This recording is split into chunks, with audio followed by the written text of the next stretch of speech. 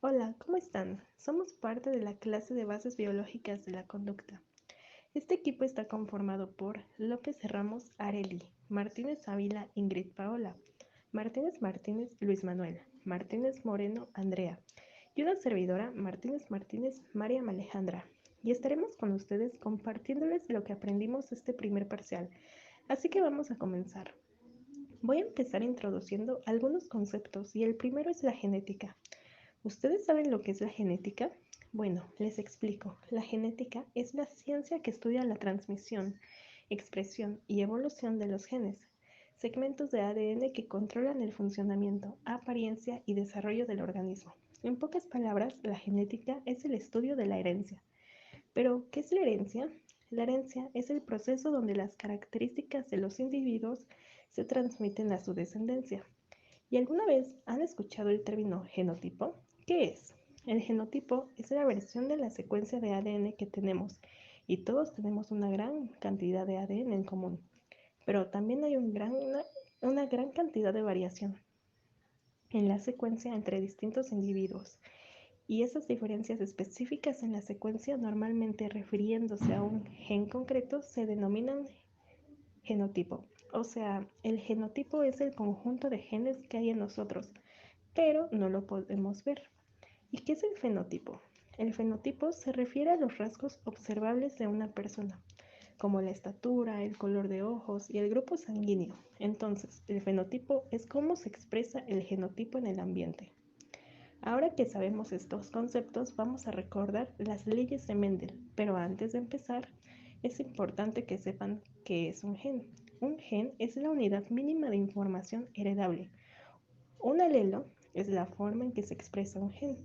Un homocigoto es un individuo con dos alelos idénticos y un heterocigoto son alelos distintos. Y ahora sí, las leyes de Mendel son los principios que dicen cómo ocurre la herencia genética, o sea, el proceso de la transmisión de las características físicas y biológicas de los padres a los hijos. La primera ley o principio es la de la uniformidad. Establece que cuando se cruzan dos individuos homocigotos para una característica diferente, los hijos primera generación filial serán heterocigotos para esa característica. Esto significa que el fenotipo y el genotipo de la primera generación de hijos será idéntica. La segunda ley o principio de la segregación consiste en que cada versión de un gen alelo para una dada característica se separa o segrega en las células sexuales del individuo. De esta forma, los alelos tienen la misma posibilidad de ser heredados por los hijos. Ahora, la tercera ley o principio de la transmisión independiente establece que rasgos diferentes se pueden heredar de manera independiente. Bueno, sabiendo esto, voy a pasar a un tema llamado enfermedades congénitas. ¿Qué es una enfermedad congénita? Es un trastorno médico que suele ser hereditario y que ocurre durante el nacimiento o antes. ¿Y por qué se dan? Debido a trastornos durante el desarrollo del feto, complicaciones o alteraciones en el parto, o simplemente por herencia. Un ejemplo de una enfermedad congénita es el síndrome de Down. Es un trastorno genético de los cromosomas del par 21 que provoca retraso intelectual y del desarrollo. El síndrome de Down es un trastorno genético ocasionado cuando una división celular anormal produce material genético adicional del cromosoma 21. También existe el síndrome de Turner, labio leporino, cardiopatía congénita, entre otras enfermedades que abarcan estas. Y para que sigan aprendiendo más, cedo la palabra a mi compañera Andrea. Hola, Andrea. Muchas gracias, María. Voy a continuar dando algunos conceptos de la genética, que ahorita tenemos la división celular. Que la primera fase es la profase, que es aquella en que los cromosomas homólogos se aparean 2 a 2, punto por punto a lo largo de toda la longitud, formando lo que se denomina bivalentes. Posteriormente tenemos la metafase, que es aquella en la que los bivalentes, mediante sus centrómeros, se insertan en las fibras del huso adoptando una ordenación circular sobre la placa ecuatorial. Después tenemos la anafase. Se separan los cromosomas de bivalentes emigrando cromosomas a cada polo. Y ya por último tenemos la telofase, que es en la que los cromosomas se sitúan en ambos polos de la célula, se desespiralizan y tienen lugar de citonesis, dando lugar a dos células hijas. Continuando con esto, un cromosoma homólogo con el mismo alelo se denomina homocigótico y un cromosoma heterólogo con diferente alelo se denomina heterocigoto. Perdón si me trae un poco, pero pues es parte de las palabras difíciles. Tenemos los cromosomas XX y XY, que es la herencia de caracteres que se encuentran determinados por genes localizados en los cromosomas sexuales. Por ejemplo, en la mujer ambos son XX, totalmente homólogos, y en el hombre son XY, donde un segmento no homólogos posee rasgos y se manifiesta por su propia presencia. Continuando con otros conceptos, tenemos las enfermedades genéticas, que son un trastorno que se origina debido a una alteración en un gen. Los genes son como las instrucciones del organismo que nuestro cuerpo lee para así poder elaborar las proteínas que determinan quiénes somos.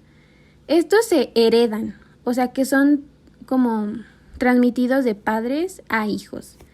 Se define como el intento de alterar o mejorar rasgos humanos complejos, tales como los que son codificados por un gran número de genes. Por ejemplo, la personalidad, inteligencia, carácter, formación de órganos del cuerpo, entre otras cosas. Algunas como ejemplos de enfermedades genéticas es la hemofilia, que es una enfermedad hereditaria que se caracteriza porque la sangre no coagula. Esto se debe a genes situados en el cromosoma XX. También tenemos el daltonismo, que se caracteriza por una ceguera parcial para los colores que dificulta distinguir el color verde del rojo. Después tenemos la distrofia muscular de Duchenne, que es una enfermedad muscular grave ligada a cromosoma X. Esta se caracteriza por debilidad muscular de inicio, como en la infancia, que sigue un curso progresivo y estereotipado. Eso es todo por mi parte. Continuemos con mi compañero Luis, que nos va a dar información de igual forma muy interesante, así que te cedo la palabra. Bueno, pues yo les voy a hablar sobre la filogenia del sistema nervioso. Para empezar, quiero establecer qué es la filogenia. La filogenia es una rama de la biología que se encarga de estudiar el origen y evolución de los seres vivos. Esta intenta rastrear la historia evolutiva de la vida en el planeta y se basa en la hipótesis filogenética de que todos los organismos vivos compartimos un ancestro en común. Nos sirve para establecer relaciones entre los organismos a partir del ADN, el ARN, la anatomía, embriología, morfología y otras características. La información que obtenemos nos ayuda a entender mejor cómo ha sido la evolución de distintas especies, qué semejanzas tienen, qué diferencias tienen, qué relaciones tienen las unas con las otras y su rol en el árbol filogenético de la vida. Para entender esto un poco mejor tenemos que hablar sobre sus niveles de organización. Para empezar tenemos que hablar sobre el nivel de organización celular. Responde a cambios ambientales con irritabilidad, excitabilidad, conductibilidad o contractibilidad. Depende de las propiedades de la membrana. Y también el segundo nivel de organización es el multicelular, que son organismos que se componen de más de un tipo de células y poseen células especializadas que se agrupan para llevar a cabo funciones especializadas. Obvio.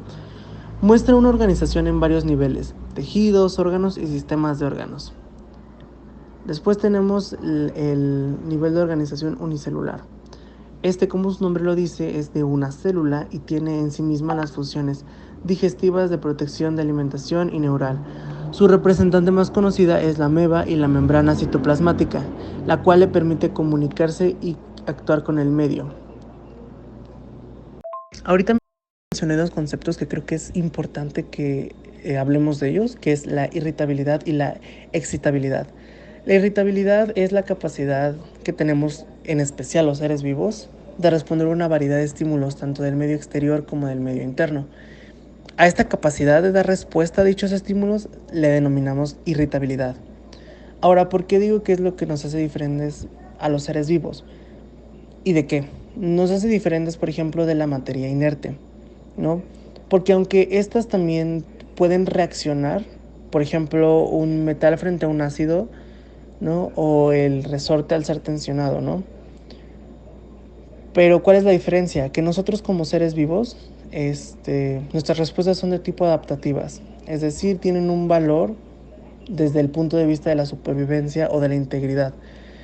Y las respuestas como la del metal o el resorte no se relacionan con ningún tipo de valor o principio superior, son siempre iguales porque ocurren siguiendo leyes del tipo físico-químico. O sea, el metal frente a un ácido se corroe y el resorte frente a la tensión se estira, pero detrás de eso no hay ningún propósito. La respuesta se agota ahí. No va a haber más allá de que el metal se corroa o de que el resorte se estire.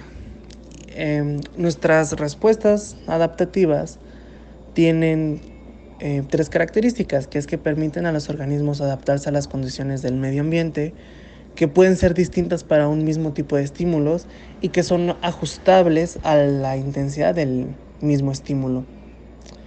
Entonces, a esta capacidad de emitir diferentes respuestas adaptativas y regularlas, que es la única que tenemos los seres vivos, que es bastante importante, es la que conocemos como irritabilidad.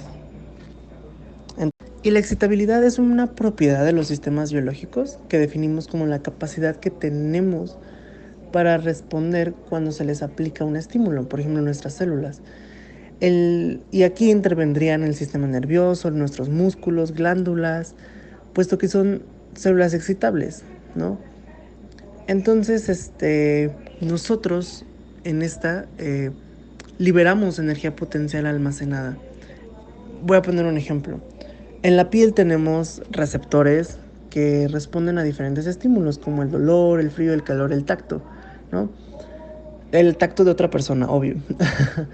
Estos receptores se activan, generan energía potencial que se conduce hasta el cerebro, y es ahí cuando tu cerebro interpreta lo que está sucediendo, ¿no? Es como si alguien llega y te pincha con un alfiler del dedo, ¿no? Entonces rápidamente se genera esta energía potencial y viaja por todo nuestro cuerpo hasta el cerebro, y es ahí cuando tu cerebro interpreta que pues estás sintiendo dolor porque seguramente te están pinchando el dedo, ¿no? Y decimos, me estás pinchando el dedo, y puedes a lo mejor entonces contraer tu dedo y pues pues ya no estás sufriendo de de esa punción, por así decirlo, ¿no? Entonces, ¿esto por qué? Porque el sistema nervioso es un tejido excitable. Eso es por excelencia, o sea, va a responder a diferentes estímulos químicos porque se maneja el gusto y el olfato, lumínicos en la visión, sonoros en la audición, mecánicos en el tacto, térmicos también, pues el frío, el calor, pues entre otros, ¿no? Entonces, yo creo que por ejemplo, esto tiene mucho que ver con lo que voy a hablarles a continuación, que es sobre la conductividad y la contractibilidad, ¿no? Porque ahorita dije, cuando te pinchan el dedo, entonces la respuesta a ese estímulo es contraer tu mano, ¿no? Ahora, yo ahorita les estaba hablando les iba a hablar sobre lo que era la conductibilidad y la contractibilidad, porque creo que esto es importante mencionarlo. Y a grandes rasgos, la conductibilidad es nuestra capacidad para acercarnos a algo, hacia un estímulo que nos parece agradable o positivo, y la contractibilidad es todo lo contrario, como ahorita puse en el ejemplo, cuando sentimos un pinchazo o una punción, nuestro primer instinto es alejarnos. Eso es contractibilidad, porque nos estamos alejando de dicho estímulo, ¿no? Que estamos considerando negativo. Entonces, un ejemplo donde estén ambos, la conductividad y la contractibilidad, partiendo del mismo estímulo o de la misma circunstancia, podría ser cuando tenemos frío, buscamos una fuente de calor. Entonces vamos a partir de que hace mucho frío, generamos una fuente de calor, en este caso una fogata, y entonces nos acercamos a esa fogata porque necesitamos el calor, ¿no? Necesitamos dicho calor, ya que el clima o la temperatura es baja, ¿no? Entonces necesitamos mantener nuestro cuerpo en cierta temperatura, porque si no caeríamos en hipotermia. Entonces tratamos de acercar al fuego lo suficiente para recibir ese calor. Eso es conductibilidad. Nos estamos acercando al calor, hacia el estímulo. Lo malo sería cuando, y si es un estímulo, porque al final nuestra piel, las células de nuestra piel pueden percibir el calor, ¿no? Lo que les hablé ahorita, podemos percibir características térmicas. Entonces podemos percibir el calor en este momento es un estímulo agradable y positivo, ya que el clima en el exterior es frío, como les digo. Entonces nos acercamos, pero nos acercamos lo suficiente para mantenernos nuestro cuerpo en calor. Pero si nos acercamos de más y metemos una mano al fuego, seguramente vamos a sentir que el calor nos quema. Entonces nuestro instinto es quitar la mano de ahí. ¿Por qué? Porque ese estímulo ya no es agradable, ya está siendo negativo para nosotros. Entonces lo que hacemos es contraer la mano, es contractibilidad. Todo esto sucede en segundos, a niveles impresionantes dentro de nuestro cuerpo, y es la reacción hacia los estímulos. Entonces, en grandes rasgos, conductibilidad es acercarse, contractibilidad es alejarse. Y esto tiene muchísima relación con lo que es el modelo multisináptico y monosináptico, ¿no? El modelo monosináptico, ¿no? Ocurre en un nivel de organización multicelular con un mecanismo neuromuscular simple entre el receptor y el efector, ¿no? Entonces la respuesta que tienes del receptor a cambios ambientales con excitación y conducción, ¿no? De impulsos a nuestras células efectoras. Y en el modelo multisináptico tenemos igual en un nivel de organismo multicelular nuestras neuronas aferentes en sinapsis con nuestras interneuronas, y esto es una sinapsis con la neurona eferente o efectora. Bueno, yo les voy a explicar un poco sobre la notocorda, que es algo muy importante en la formación, en esta formación del embrión, y también les voy a hablar un poco de el sistema nervioso. Bueno, la notocorda se forma en la tercera semana, que en esta tercera semana igual se da un proceso que se llama gastrulación, donde aquí se establecen como 3 canales germinales en el embrión, que son muy importantes, que son el endodermo, el mesodermo y el endodermo, que a este conjunto se le llama disco embrionario trilaminar. Pero bueno, esta notocorda es muy muy importante porque la notocorda ejerce un rol inductor para la formación del tubo neural, que gracias al tubo neural es que se forma la columna vertebral. Y referente a lo del sistema nervioso, pues nuestro sistema nervioso se divide en 2 partes, que serían el sistema nervioso central y el sistema nervioso periférico. Igual cada uno se subdivide en otros aspectos. Por ejemplo, les voy a explicar primero el sistema nervioso central, que se divide en el encéfalo y la médula espinal. El encéfalo se divide en el cerebro, en el cerebelo y en el tronco cerebral. E igual cada uno de estos se vuelve a subdividir, que en el cerebro sería el hemisferio izquierdo y el hemisferio derecho. Y en el tronco cerebral tenemos al mesencéfalo, a la protuberancia anular y al bulbo raquídeo. Y en el sistema nervioso periférico se divide en 12 pares craneales y en 31 partes de nervios espinales. Y aquí también tenemos 2 subdivisiones, que sería el sistema nervioso autónomo, que aquí abarca lo que es nuestro sistema simpático, que será el que está alerta, y el parasimpático, que está en reposo.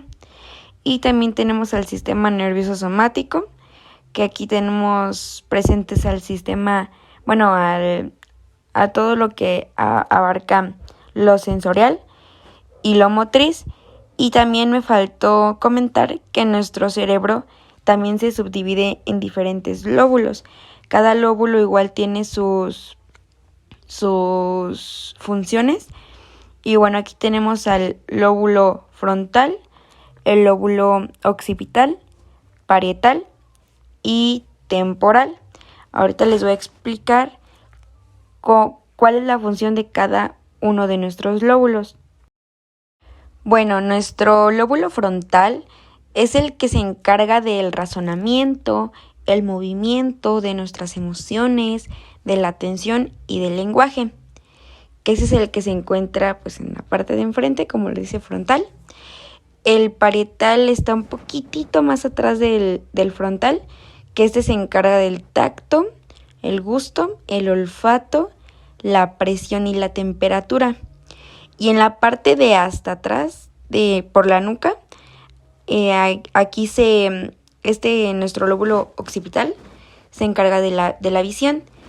Y ya por parte del lóbulo temporal, que se encuentra en nuestra oreja, por ahí cerquita, pues obviamente como se encuentra ahí, se encarga de la audición, de la memoria y del aprendizaje.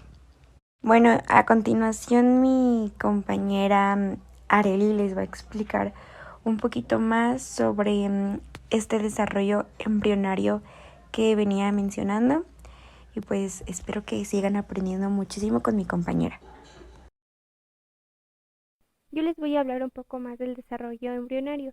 Los periodos de esta etapa prenatal consta de cigoto, que es de la fecundación a las 8 semanas, el embrión de las 8 semanas a las 12 semanas, el feto de las 12 semanas a las 20 semanas y el producto de las 20 semanas al nacimiento.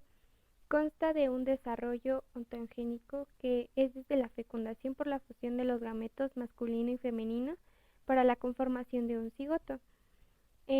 Consta de unas etapas. La primera sería la célula, que es la resultante de la fecundación. Luego de las 24 horas, esta da su primera división y se inicia el periodo embrionario. A partir de ahí comienza el periodo fetal.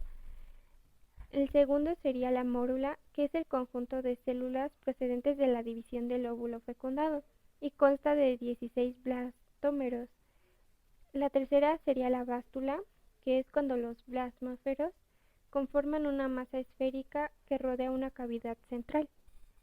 En esta etapa se genera la apoptosis, que es la muerte celular y sirve para eliminar las células no deseadas durante este desarrollo. La cuarta sería la gástrula. Aquí ocurre en la tercera semana post-fecundación y es el proceso mediante el cual el embrión adquiere 3 capas germinales. La primera sería el ectodermo. Este se encuentra en la parte superficial y tiene la función de formar al sistema nervioso principalmente, y esta se origina tras aparecer la notocorda. La segunda capa, que está en el medio, se llama mesodermo. Esta se forma a finales del primer mes de gestación, una vez que el ectodermo ya se ha formado y diferenciado, y es la encargada de la formación de tejidos y células del sistema muscular, esquelético, circulatorio y conectivo. Y la tercera capa se llama endodermo, que se encuentra en la parte interna y es la encargada de formar las vísceras. Durante este proceso pueden haber malformaciones congénitas, que son la consecuencia de problemas que ocurren durante el desarrollo fetal previo al nacimiento. Por eso es importante que los padres tengan una buena atención médica antes y durante este proceso. Pueden haber algunos agentes teratogénicos implicados, ya sean físicos, que son radiaciones X, o elementos radioactivos de uso médico o industrial. También hay químicos que son especialmente drogas y medicamentos, o infecciosos que pueden ser como la rubiola. Y en teoría todos los virus tienen cierto potencial teratogénico. El diagnóstico prenatal puede ser mediante la punción del líquido amniótico, que es el líquido que rodea al feto, y es mediante una aguja fina. Este procedimiento se puede realizar entre las semanas 15 y 17. También hay otra que puede ser por las vellosidades coriales, que son una parte que se encuentra en la placenta, por lo cual tiene el mismo complemento cromosómico del feto y se puede realizar entre las 11 y 14 semanas de gestación. Las más conocidas serían el método de ecografía y ecografía 4D, ya que tienen la gran ventaja de ser un método no invasivo y por lo tanto no provoca ningún efecto adverso en el feto. Aquí se pueden detectar anomalías mayores a partir de las 11 semanas de gestación. En el segundo trimestre marca el inicio de otros reflejos cruciales, que son los continuos movimientos de respiración y los reflejos coordinados de chupar y tragar. Estas habilidades son coordinadas por el tronco cerebral, que se encuentra encima de la médula espinal, pero debajo de la corteza cerebral. El tronco cerebral es responsable de muchas funciones vitales de nuestro cuerpo, como el ritmo cardíaco, respiración y presión sanguínea, y se madura a finales del segundo trimestre, que es cuando los bebés pueden sobrevivir fuera del útero. Lo último que madura es la corteza cerebral, que es responsable de lo que consideramos la vida mental, como las experiencias, estar consciente, acciones voluntarias, pensar, recordar y sentir. En el desarrollo prenatal, a los 2 meses se desarrolla el estómago, el intestino, el hígado y el páncreas. Se distinguen también los dedos de manos y pies, se empiezan a formar los músculos, los nervios y la médula ósea. Se distinguen facciones de la cara, aparecen los riñones, se succiona el dedo y ahora es considerado un feto. De los 3 a los 4 meses aparecen los primeros huesos del feto, se diferencian los órganos sexuales, los dedos de las manos y pies tienen uñas suaves, los órganos del cuerpo maduran y el feto aumenta de peso. De los 4 a 5 meses el feto tiene en su piel un vello fino que ayuda a conservar el calor. La piel es rosada, transparente y tiene huellas digitales, se mueve, patea, deglute y puede oír ruidos del exterior. Puede fruncir el ceño y hacer muecas, ya cuenta con cuerdas vocales. Los bulbos y el nervio olfatorio se forman completamente en este mes. En el 5.º mes las cavidades cardíacas están delimitadas y el corazón ya late con más fuerza. Se desarrollan los sentidos como el gusto en las papilas gustativas y al final de este mes pueden llegar a medir 22 o 25 centímetros aproximadamente. El feto ya se mueve más y con más energía y en el cerebro se crean millones de neuronas y este ya es prácticamente igual a como será cuando se complete su formación y una vez haya nacido. Del 7.º al 8.º mes ya se han creado las cejas, el cabello y las pestañas. También se le forman sus músculos. Responde perfectamente a los estímulos, por ejemplo, a la música, y el bebé ya mide de 23 a 32 centímetros aproximadamente. La piel del bebé puede volverse un poquito opaca, cogiendo consistencia.